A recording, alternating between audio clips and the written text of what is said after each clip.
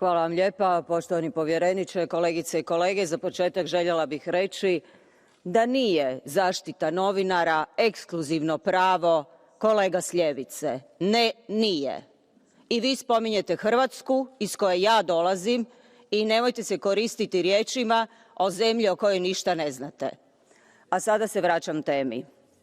Imala je 53 godine, 3 djece, istraživala je korupciju, objavila je članak i 30 minuta nakon toga bila je ubijena.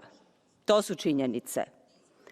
Njezina smrt predstavlja ne samo osobnu tragediju, već i dubok napad na slobodu medija, svih medija, demokraciju i vladavinu prava. Unatoč svemu, napredak Malte ispod je očekivanja.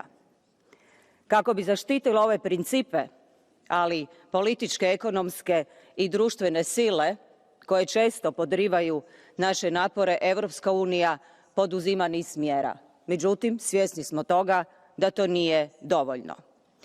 Ubojstvo Dafne izazvalo je globalnu osudu i otvorilo ozbiljna pitanja o vladavini prava ne samo na Malti, već i šire u Europskoj uniji.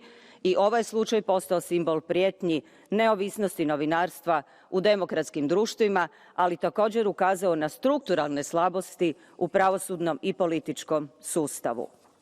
Problemi poput korupcije, pritisaka na medije i političkih uplitanja u pravosuđe prisutni su, iako u manjoj mjeri, no dezinformacije, prijetnje, difamacije novi su strašni alati različitih aktera koji žele ostvariti politički ili ekonomski utjecaj.